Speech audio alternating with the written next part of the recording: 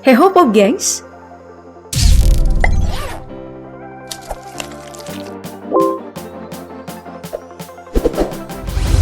Sebagai suatu hal yang masih menyimpan banyak misteri, dunia antariksa memang selalu mengundang pertanyaan bagi kehidupan manusia.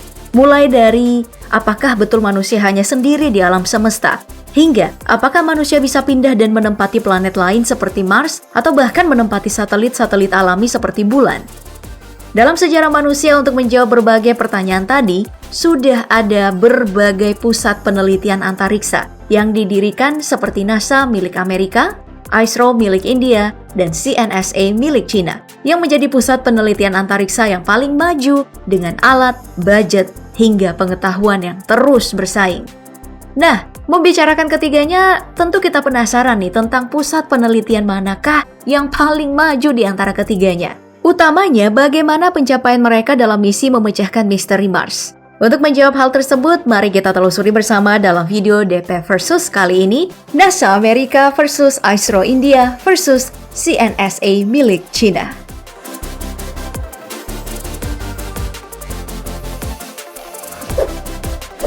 Oke, yang pertama kita mulai dari membahas sejarah pembentukan dari ketiganya. NASA atau National Aeronautics and Space Administration milik Amerika secara resmi didirikan pada tahun 1958 saat Dwight D. Eisenhower menjabat sebagai Presiden Amerika. Dalam rancangannya, Eisenhower ini memiliki harapan kalau NASA bisa mendorong penerapan damai untuk ilmu luar angkasa. Jadi menurutnya, alih-alih kita bersaing untuk melihat siapa yang lebih bisa menjelajahi angkasa, mantan Presiden Amerika ini lebih memilih untuk melakukan kolaborasi. Setelah didirikan, NASA pertama kali aktif dan memulai operasi pada 1 Oktober 1958, di mana organisasi ini memiliki sekitar 8.000 karyawan dan juga pendanaan mencapai 100 juta US dollar atau setara dengan 1,4 triliun rupiah. Dari sinilah NASA kemudian melakukan berbagai misi yang terus menggemparkan dunia. Mulai dari Project Mercury, Project Gemini, hingga proyek paling booming yaitu proyek Apollo yang menghabiskan 20 miliar US dollar atau sekitar 287 triliun rupiah untuk membawa Neil Armstrong menjadi manusia pertama yang menginjakkan kaki di bulan. Lalu untuk ISRO atau Indian Space Research Organization milik India. Organisasi ini berdiri pada tanggal 15 Agustus 1969 oleh gagasan seorang ilmuwan antariksa India, Vikram Sarabhai, yang juga dikenal sebagai Bapak Program Luar Angkasa India. Pada pembentukannya nih, ISRO ini diharapkan untuk bisa menjalankan berbagai misi pengintaian, komunikasi, penelitian, dan juga pengembangan alat antariksa seperti roket dan satelit untuk penjelajahan. Dari sejak berdiri hingga sekarang, setidaknya India sudah melakukan lebih dari 110 misi penjelajahan luar angkasa dan mendapatkan hasil yang tidak kalah dari badan antariksa lainnya seperti NASA. Oke, bicara tentang sejarah, sepertinya CNSA atau China National Space Administration milik negeri tirai bambu ini merupakan yang termuda. Organisasi ini baru aja didirikan pada tahun 1993. Saat pemerintah Cina ingin berfokus pada eksplorasi luar angkasa. Berdasarkan tujuan pembentukannya nih, CSNA bertanggung jawab untuk melakukan perencanaan dan pengembangan penjelajahan luar angkasa. Nah, mengenai CNSA, ada nih fakta menarik dari organisasi ini, yaitu CNSA memiliki kewenangan spesial untuk menjalin hubungan kerjasama dan tidak seperti institusi lain, China menutup diri dari kerjasama luar. Sebut saja di bidang perdagangan, hingga hari ini tuh, China masih mengalami perang dagang dengan negara-negara besar seperti Amerika. Namun, untuk CNSA, organisasi ini yang malah aktif melakukan kerjasama dengan badan antariksa negara lain, seperti Brasil, Jerman, India, Rusia, hingga bahkan Amerika.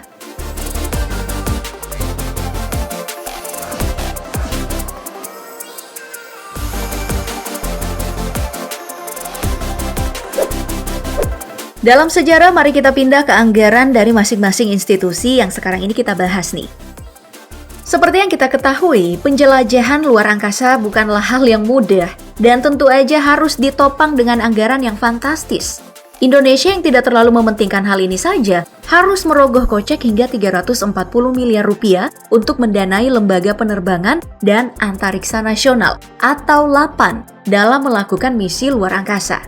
Jadi jika kita membicarakan institusi sebesar NASA, ISRO, dan CNSA, tentu anggaran yang mereka miliki ini lebih gila lagi ketimbang LAPAN milik Indonesia.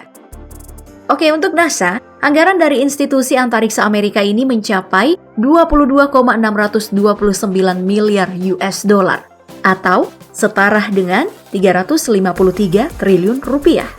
Nilai fantastis dari anggaran ini digunakan oleh NASA untuk menggaji sekitar 17.313 pegawai yang terdaftar pada tahun 2021.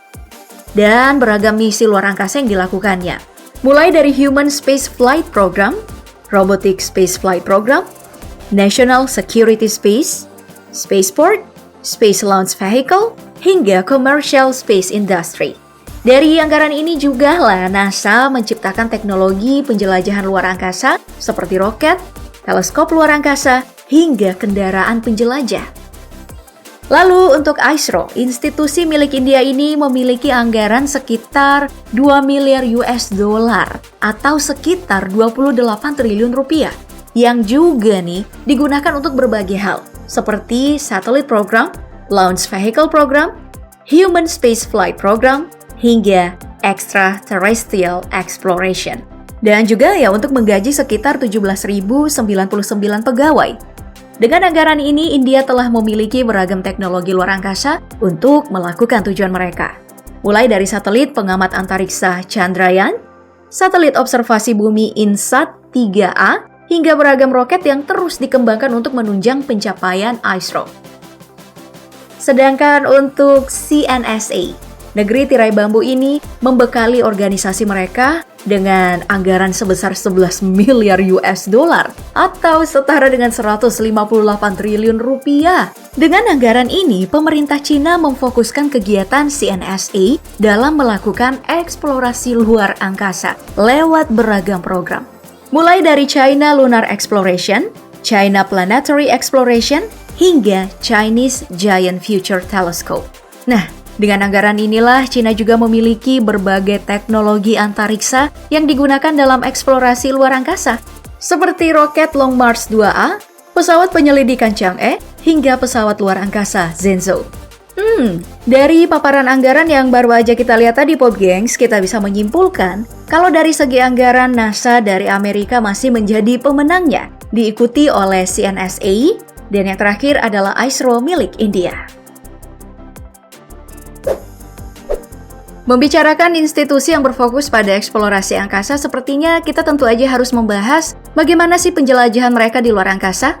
Dalam skala kecil, penjelajahan luar angkasa dari NASA, ISRO, dan CNSA memiliki target yang hampir mirip, yaitu bulan dan Mars. Dalam penjelajahan mereka ke bulan, 3 institusi luar angkasa yang kita bahas sekarang punya perbedaan yang cukup signifikan. Perbedaan pertama datang dari aksi tancap bendera. Perlu kita tahu kalau dari ketiga institusi yang tengah kita bahas, hanya NASA dan CNSA lah yang berhasil melakukan penancapan bendera. Lalu ISRO hingga hari ini belum pernah berhasil menancapkan bendera di bulan. NASA menancapkan bendera Amerika melalui manusia pertama yang menginjak bulan, yaitu Neil Armstrong, yang menancapkan melalui misi Apollo 11.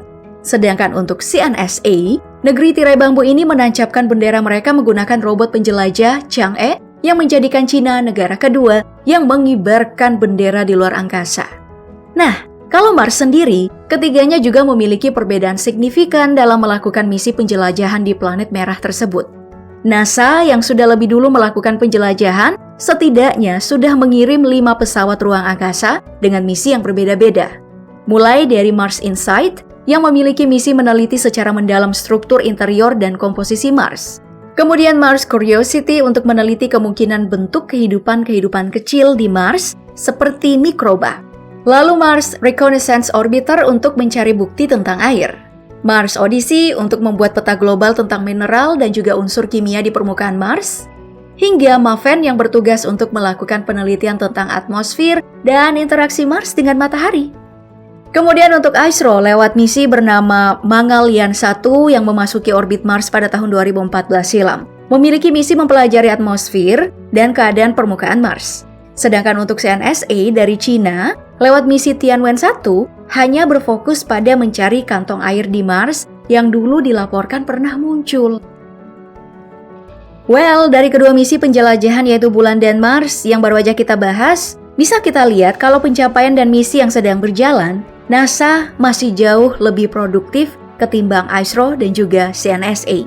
Ya, hal ini tentu aja datang dari faktor yang sebelumnya udah kita bahas, seperti umur dan juga anggaran, di mana NASA tetap menjadi juara dari ketiganya. Jadi bisa kita simpulkan untuk pertempuran institusi antariksa terbaik, sepertinya masih dipegang oleh NASA milik Amerika hingga sekarang.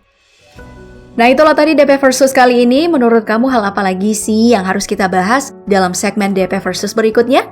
Sebutkan masukan kamu di kolom komentar ya. Bye!